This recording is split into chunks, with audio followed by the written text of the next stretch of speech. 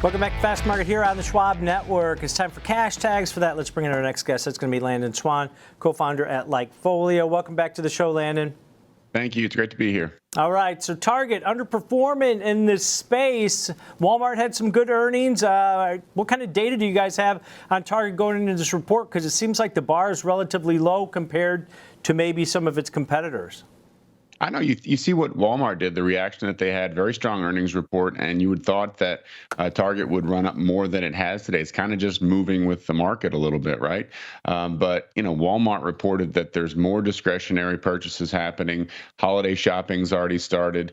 I think that maybe there's some concern that consumers are trading down from Target to Walmart, and that's why Walmart did well.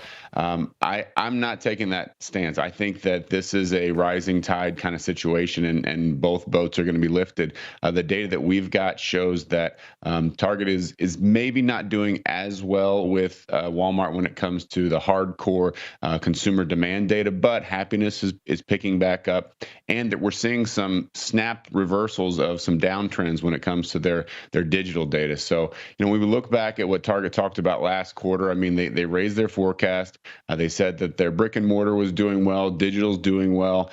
We know that their consumers are very happy with the same day delivery. Their loyalty on their rewards program is very strong, and that kind of matches with what we've got, and we've actually seen a lot of that continuing.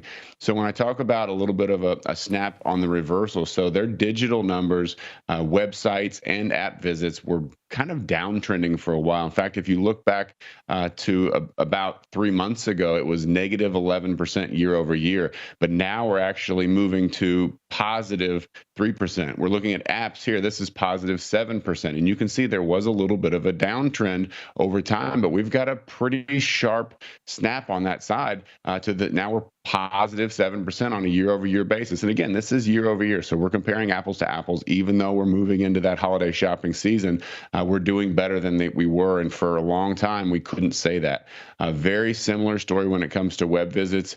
It was negative 11. Now it's positive 3. So that's a 14-point move in just a few months. Now they aren't doing as well as Walmart. Walmart is doing better, as you can see here. I mean, Target is plus 3, Walmart's plus 8. So we knew that Walmart was going to come in with better numbers than Target, but a lot of the stuff that we're looking at, this is just consumer demand. When we look at happiness, Target has had a big increase in happiness, and a lot of it has to do with that the loyalty program, that $99 a year. You get same-day delivery, you get free shipping, and you get other perks, including delivery from Shipt. For all that stuff goes with Shipt because they own it, and then you can combine that with other retailers that work with Shipt, like Sephora, CVS, Publix.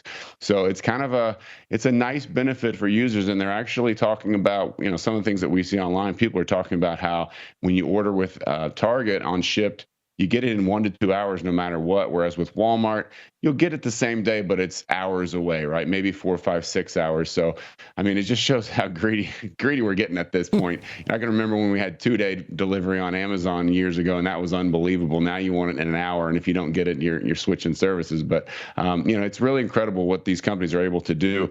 And everything that we're seeing is basically telling us that, yes, Walmart had a great quarter. We kind of knew that they would, but we don't think it's an anomaly. We think that Target is moving along that same trajectory, and they're actually reversing some of the negative trends that they had. So now it's just a question of how do you play it, right? I mean, last quarter they jumped from 144 up to 159 on the stock on our very good earnings report, and they ended at 159 at the end of that day, and we're basically 158 now. So they've been kind of sideways, up and down. We're at this sort of the higher end of the channel, I guess. But, I still think there's room for upside. I liked it a lot better yesterday at the open at 153 than I do at 158 now. But given all that we know, I'm bullish going into this report.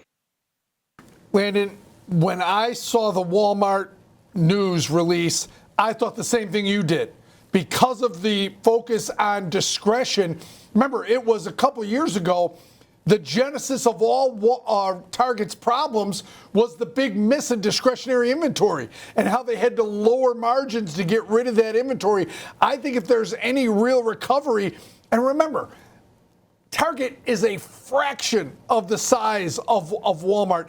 8 billion outstanding shares versus 460 million. This is a small company compared to Walmart, and it's got a much lower PE and a much higher dividend yield than Walmart. So, I mean, there's a lot of positives here if they can find their niche. Now, the risk, in my opinion, is that Walmart's eating their lunch and they're taking their customer share. But your data does not show that, and that's, I think, promising for a company like Target if they can just find their place in the middle of this big box retail.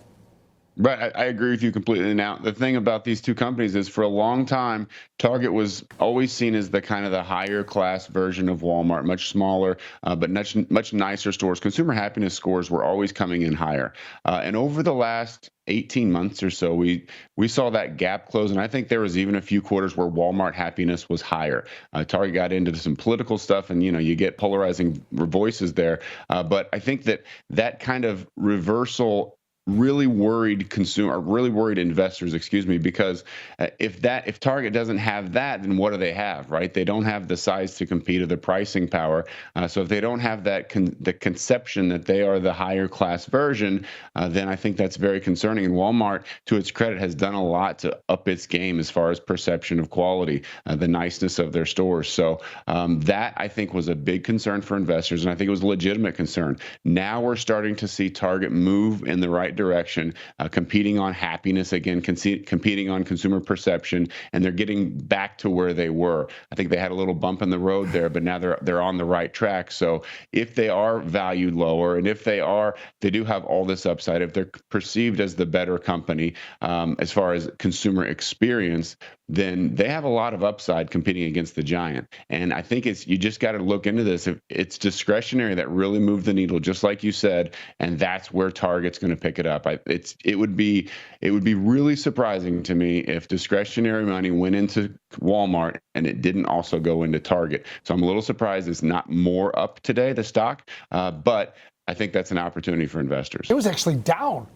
In the morning. It traded 154. Right. And Landon, I know you guys are bullish on this one going in the report. Stock up now 11% so far this year. But, if you look at retail sales, back to school was during this quarter. Circle Days was mixed in there also. So that should probably also give them a boost, right? Yeah, absolutely. And I mean, Walmart talked about how people are already starting holiday shopping, back to school shopping is going to be in here.